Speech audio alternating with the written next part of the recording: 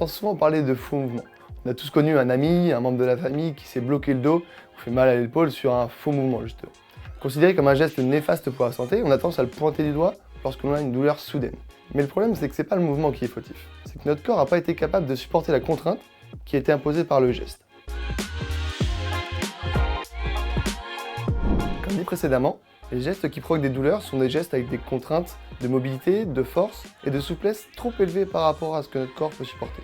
Le fait de soulever une charge lourde n'est pas forcément néfaste, mais il faut que le corps soit assez résistant pour réaliser ce type d'effort sans risque.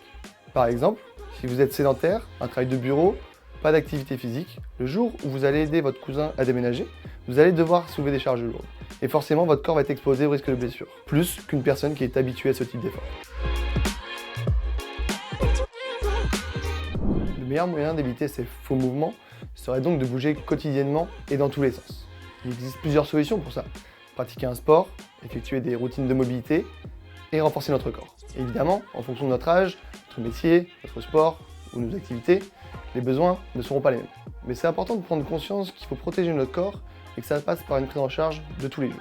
On prend du temps pour se laver les dents, on prend du temps pour se laver, alors pourquoi on ne prendrait pas 5 minutes par jour pour entretenir nos articulations? Pour le premier mouvement, on va faire de la flexion et de l'extension. C'est un mouvement que l'on rencontre fréquemment lors de nos journées. Premier mouvement, on positionne les mains au niveau du bassin et on va chercher à regarder le plafond. Et on revient. Ça doit se faire sans douleur. Second mouvement, on va devoir s'enrouler vers l'avant, au départ du cou jusqu'au bas du dos.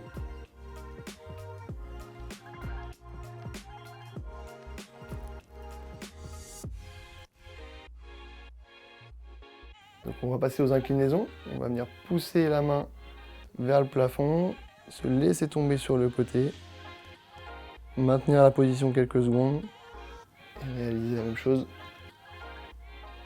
de l'autre côté.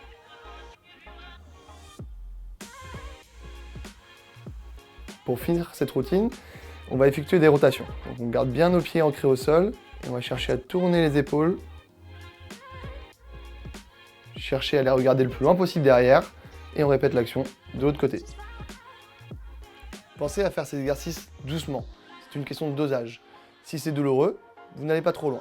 Progressivement, vos articulations vont s'habituer et vous allez pouvoir gagner en amplitude.